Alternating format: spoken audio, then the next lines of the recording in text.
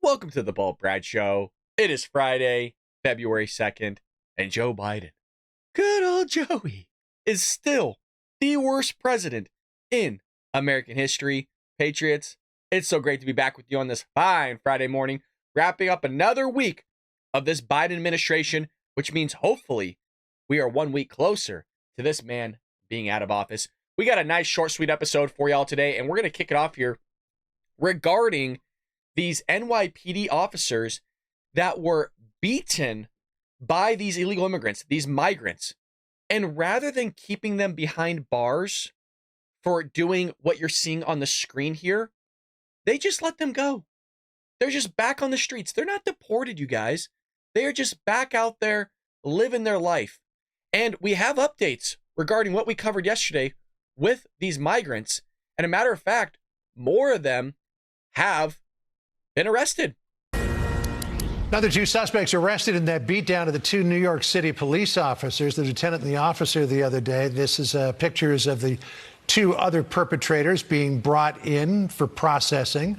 They joined five others who were arrested. Those first five have all been released and are back on the streets after not having to post any bail. We'll follow these two and find out what happens in their particular case. You heard that correctly. You might be going, Brad, did I just hear that they were just let go without bail? Yeah, no, you heard that correctly. I mean, it sounds a lot like the state of California. This is not a surprise to me, hearing this from a Democrat-ran area. As somebody that grew up in a Democrat-ran state, thankfully, predominantly where I live, it's pretty much Republican-ran. But this state of California sucks. And honestly, so does New York City. And it's so bad, you guys, that these migrants have the balls, the same people that are here illegally, the same people that attacked our New York City police officers, were flipping off the press.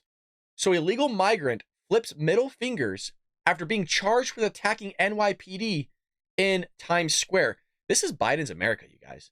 This is what Democrats are voting for. This is what Democrats want. And we have the video clip of the guy doing just that. But a violent illegal immigrant who was arrested for taking part in a mob attack on two NYPD officers flipped the bird at awaiting reporters as he was released from custody on Wednesday. And remember, all these guys, they're just here for a better life, folks. They're just here for a better life. Just into Fox News now, NYPD making two more arrests, illegal immigrants, and that attack on officers. Those suspects also allegedly stole an officer's cell phone. Well, that'll help them track you down. So a fifth illegal immigrant accused of attacking two New York City police officers over the weekend showed no remorse or regret. He was seen, as you can see, giving his two middle fingers to the cameras moments after being released without bail. Why would you have any remorse or regret when you know that you came here illegally in the first place? Just by you coming here, you broke the law. So now they can attack our police officers and completely get away with it and not being deported. My question is what does it take here under the Biden administration to be deported? We've seen people commit heinous crimes against American citizens and be just let loose out there, and then they commit more crimes and they're illegal immigrants. So you see this in all Democrat-ran cities. You know, I mean, sadly, yeah, you have an illegal immigrant here attacking, or multiple rather, attacking our NYPD officers, but you have this happening, this type of crime happening in Democrat-ran cities all across the country. Because this is what they want. They want the smash and grabs. They want all this stuff to happen. They like the chaos, you guys.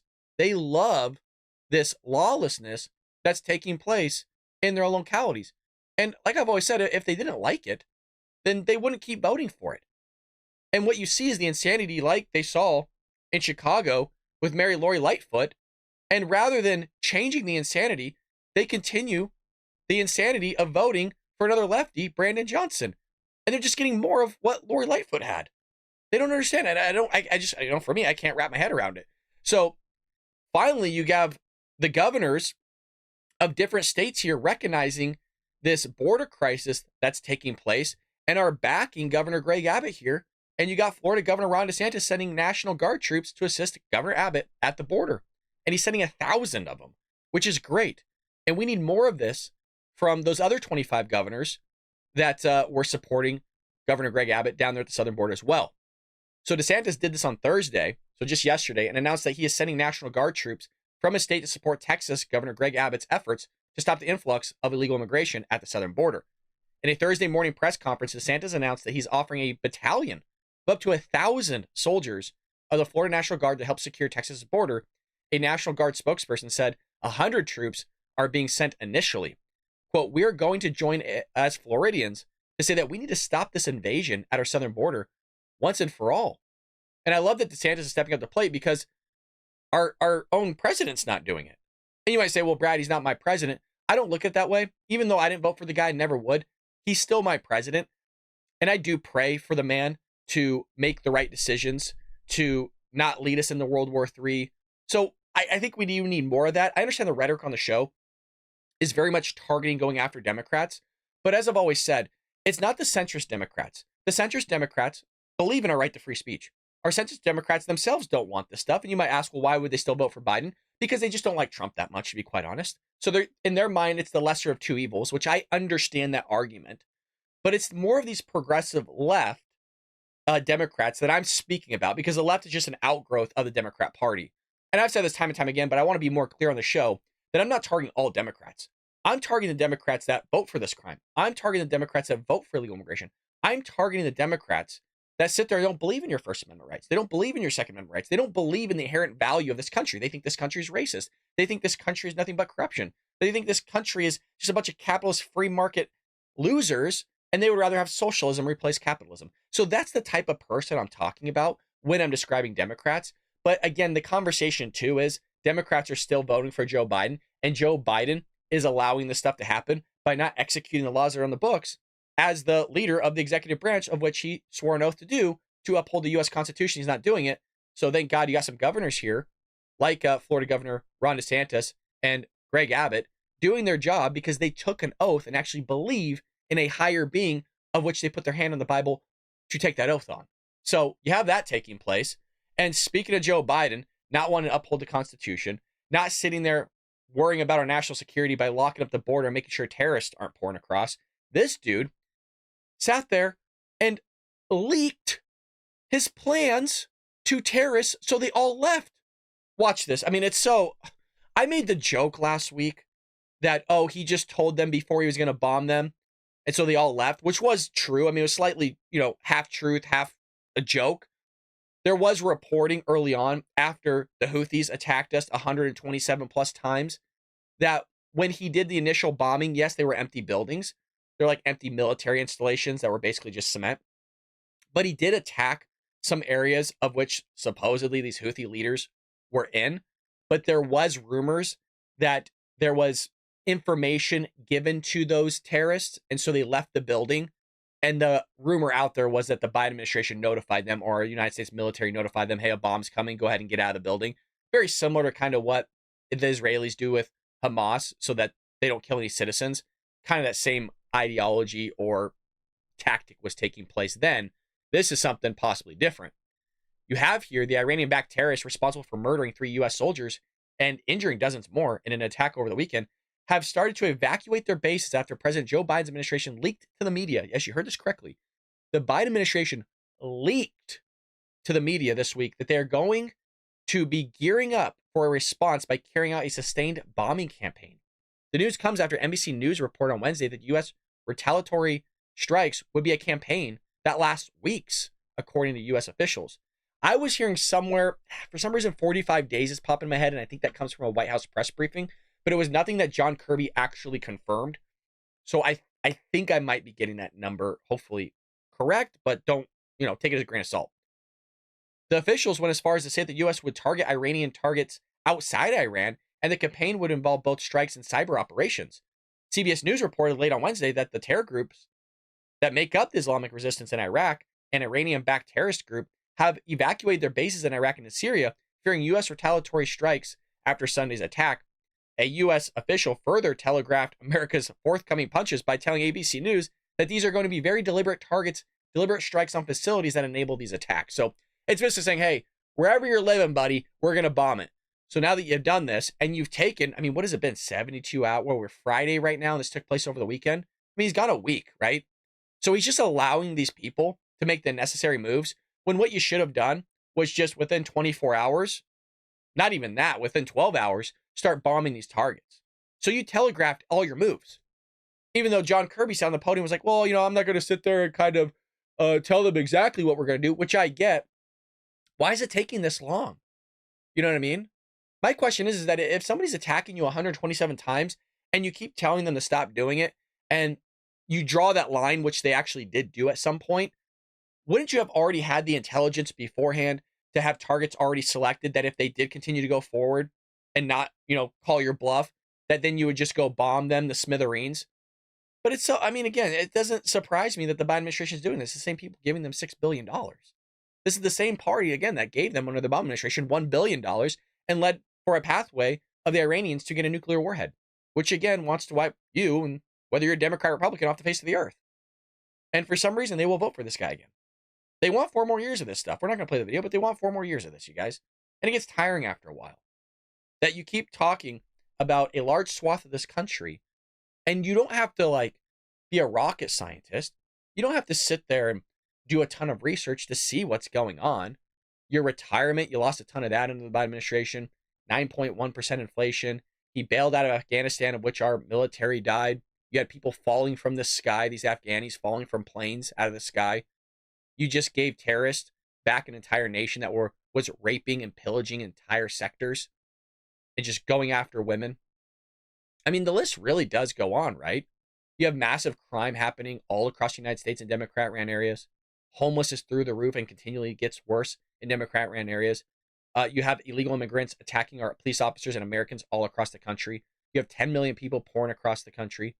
The stock market, is going back up, but a lot of people don't know if that's the long-term ramifications of the trillions of dollars that Joe Biden poured into the country, or we're going to see more of the ramifications of the negative side effects of what happens when you pour trillions of dollars into the country.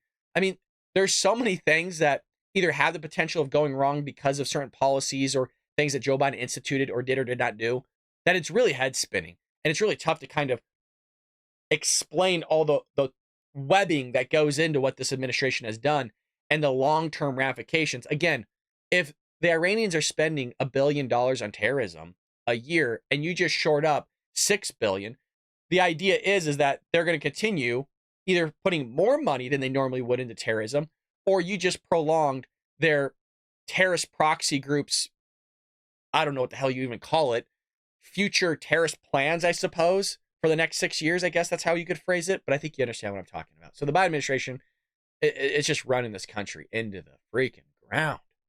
You also have these just knuckleheads, part of the squad here, accusing Walgreens, you guys, of racism for leaving a Boston neighborhood and saying, shame on you. I believe Boston, and correct me if I'm wrong, I believe Boston, specifically this area, is Democrat-ran. And we see this everywhere in Democrat-ran cities. Starbucks, Walgreens, Rite Aid, Nordstrom, REI, all these places, businesses to be specific, are leaving these areas because of the crime. And rather than looking at it, go, man, why specifically are these businesses leaving? Meaning the citizens that, elect these people into Congress or the localities. Why are you still voting for them then? You're just carving out and hurting yourself. So here, Walgreens was accused of racial discrimination by a Democratic lawmaker, as you could imagine, in Massachusetts after the pharmacy giant closed another location in Boston. You have Ayanna Pressley, Democrat of Massachusetts, rallied against the multi-billion-dollar corporation for their decision to pull out of a predominantly Black and Hispanic neighborhood of Roxbury during a speech of the House floor on Wednesday. It is the 4th Walgreens store to close in Boston in little over a year. Let's see what this knucklehead had to say. Mr. Speaker, Walgreens is planning to close yet another pharmacy in the Massachusetts 7th. This time on Warren Street in Roxbury, a community that is 85% Black and Latino. This closure is part of a larger trend of abandoning low-income communities like the previous closures in Mattapan and Hyde Park, both in Massachusetts' 7th. When a Walgreens leaves a neighborhood, they disrupt the entire community, and they take with them baby formula, diapers, asthma inhalers, life-saving medications, and, of course, jobs. These closures are not arbitrary and are not innocent. They are life-threatening acts of racial and economic discrimination. So rather than calling out the real reason as to why Walgreens is leaving, she's just going to sit there and shout racism. Look how it's affecting Black and Latino communities. Nothing to do with race, everything to do with culture.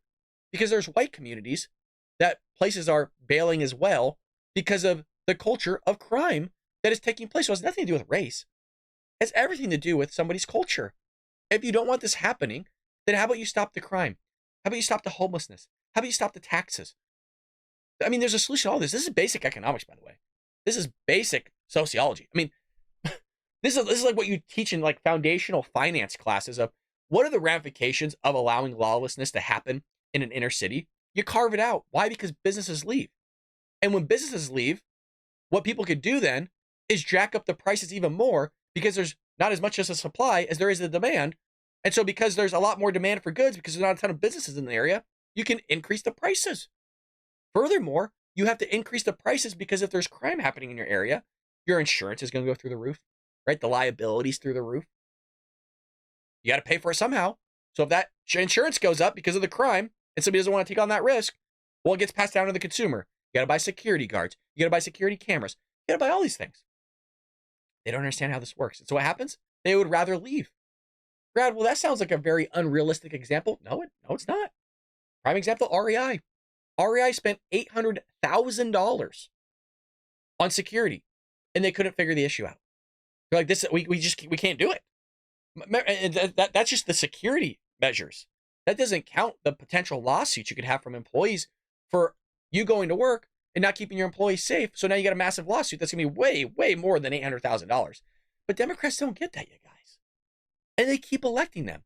So rather than all these Democrats in these areas complaining about businesses leaving or about not being able to get housing because illegal immigrants are taking over that housing, which there was a video on TikTok that I just saw recently of a person just losing their ish. Why does that person get housing? I'm a full-time worker and I'm homeless. Why do they get housing and I don't even live in a house? I understand that person's thinking, fully aware of it. What do we always ask here on the show? If you're a reporter, what question should you ask? Who do you vote for? Who do you vote for? If you're voting for a Democrat, and this has been going on not just for 5 years, it's been going on way longer than that, well, then it's kind of your fault, right? Because you're voting for the very same thing that is in his or has been happening for, 20 years? It's been going on for a long time. I mean, there's Democrat-ran areas that have never had a Republican in it. They'll still vote Democrat expecting some sort of change. It ain't going to happen. So who do you vote for?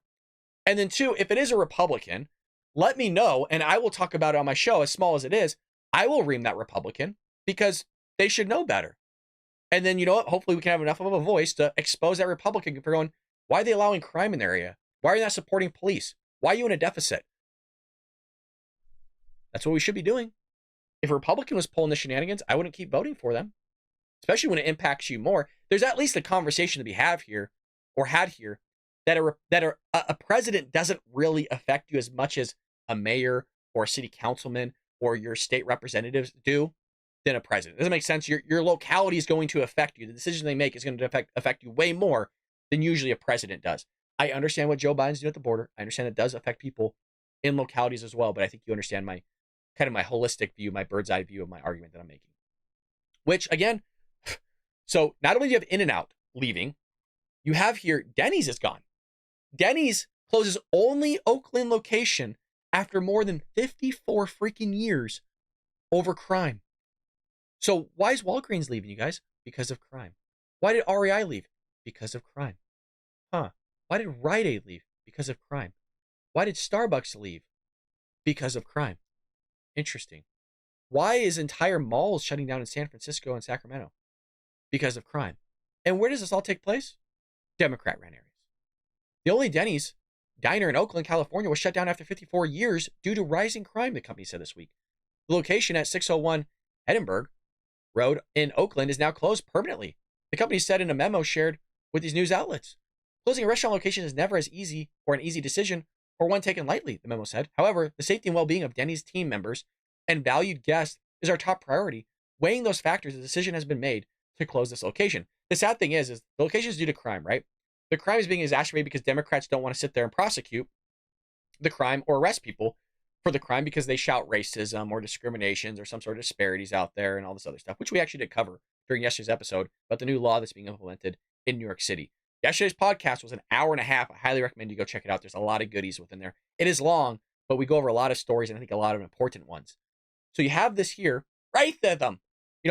Oh my God, look what they're doing. People are losing their jobs. My question is that if you're losing your jobs because of what Democrats are doing, are those that losing their jobs still voting Democrat? That's the question we got to be asking. Why are you voting Democrat? You just lost your job because of Democrat policies. You keep voting for it, so you got kind of what was coming to you in a way. I don't think that's a good thing. I don't want that to happen. I want you to have your job. I want you to have health care. I want you to have a Walgreens in your locality so you can get pharmaceutical and medication and stuff like that. But if you keep voting for the thing and you're kind of reaming yourself from behind because of the very thing you're voting for, I mean, you kind of deserve it then at that point. You know what I mean? If you keep touching a hot stove and you're expecting something different to happen, well, until you turn the stove off, nothing different's going to happen. In the same way, it would be like, hey, the stove is hot when Democrats are in office. You keep burning yourself, vote in a Republican and maybe the stove will be turned off. Maybe. I'm not guaranteeing it, but you might as well try to switch something up or just stop touching the damn stove, which would be voting for a Republican.